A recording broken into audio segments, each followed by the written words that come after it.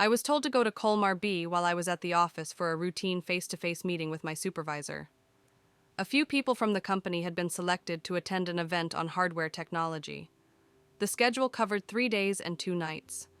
There would be a dinner with a partner firm, a factory tour, and several seminars. It's a business trip, but half of it is like team building, my supervisor said. Think of it as a short trip. Try to enjoy it. He sounded as if being chosen were a kind of good fortune. I had heard about Kolmar B before. It was a place I had wanted to visit at least once. It was said to be the planet where science and technology were used most thoroughly.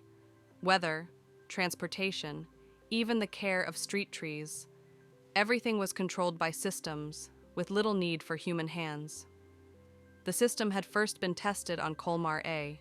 It had not gone well.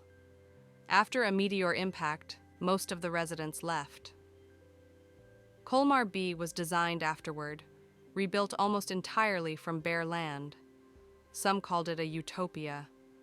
Others said it was too orderly to be comfortable. That morning, when I arrived at the station, there were 7 of us from the company. Most were strangers to me. I spoke to Amy, the only person I recognized, a programmer. She wore a fluorescent body-fitting suit and a large accessory on her head like a bird's feather. She stood out, as usual. She had been to Kolmar B once before, for work. "It's nice," she said. "The food is good. The scenery is beautiful." Food depends on where you go, and I wasn't sure what she meant by beautiful scenery. She might have meant a bright, glittering city. The event was to be held in a hall inside a high-rise in the capital. The hotel and the airport were nearby. I imagined something like the center of my own city planet. Towers of glass, air cars, drones moving between them. I woke to the arrival announcement. We had left early, and I had slept poorly. For most of the second half of the flight, I drifted in and out.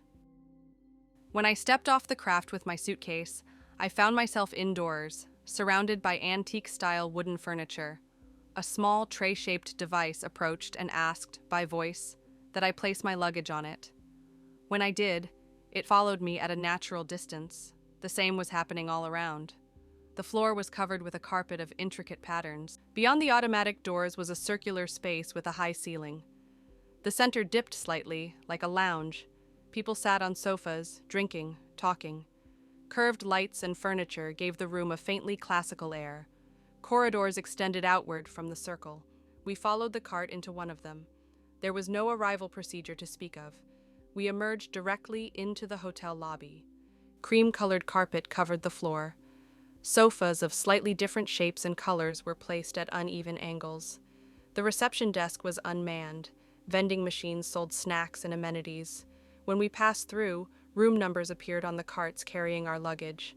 We were to meet in the lobby in 30 minutes and go to dinner with our business partners. The room was a large studio, pale carpet, a mint green sofa, a yellow side table. On the table lay a small card. It could be used as an ID during my stay, for transport and payment. Outside the window, the view looked less like a city than a quiet countryside. Boats moved along canals, cobblestone streets, brick houses, small parks, buildings with spires. It was far from the science city I had imagined. After unpacking, I went back to the lobby. Amy sat on a sofa working on her terminal. In front of her was a pink drink with foam. She had changed into a pink dress, probably a dress. It bulged at the waist and extended down to her ankles. She wore high heels made of translucent material. They looked hard to walk in. I mentioned the lack of any inspection on arrival. She said it all happened in the background. That old, antique-looking interior? It's all for show. Sensors and scanners are built into everything. I nodded. The cobblestones outside were not real stone. They were synthetic materials, carefully calculated for shock absorption and friction, so mobility vehicles could pass over them. To a human touch, they felt like stone. To machines, they were optimal. I remembered reading that Kolmar B had been designed after a city once located on planet Earth. The name Kolmar came from part of that city's name. The idea was that advanced technology should not be felt.